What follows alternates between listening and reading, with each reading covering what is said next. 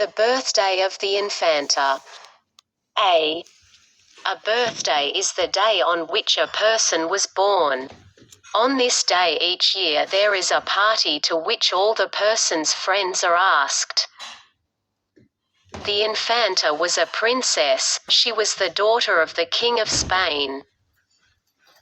It was the birthday of the Infanta. She was just 12 years old, and the sun was shining brightly on the garden of the palace. The little princess was playing with her friends in the garden. From a window in the palace the sad king watched her.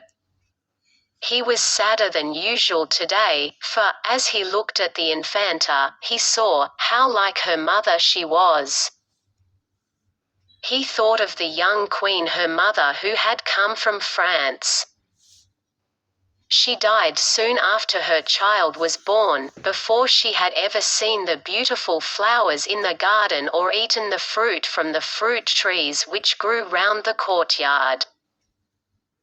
He had loved her so much that he could not let the grave hide her from him.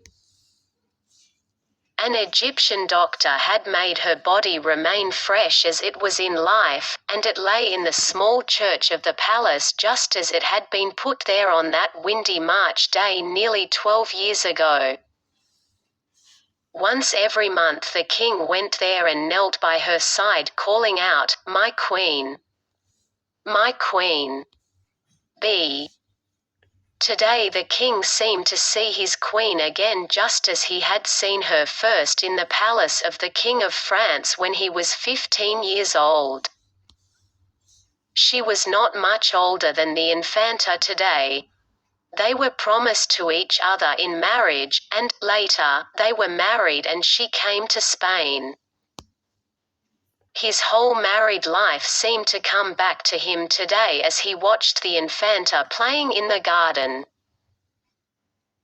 She had the same pretty manner as the queen, the same way of moving her head as she talked, the same proud beautiful mouth, the same wonderful smile as she looked up at the same wonderful smile as she looked up at the window or held out her little hand for some Spanish gentleman to kiss.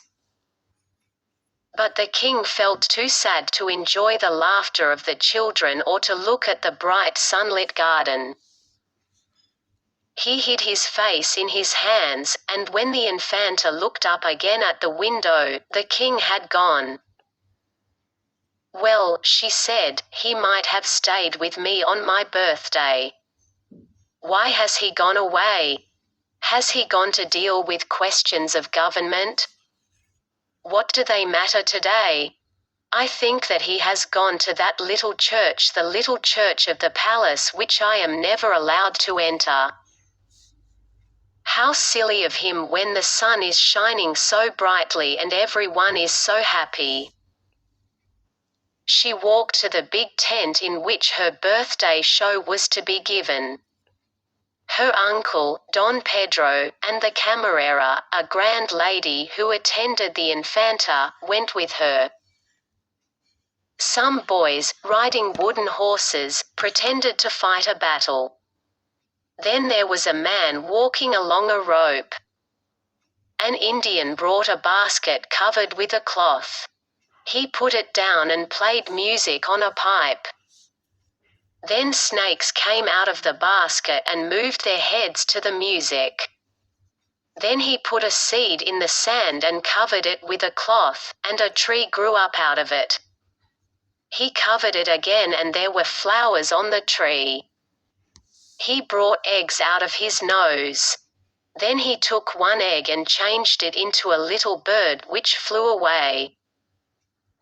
The children were delighted with his magic.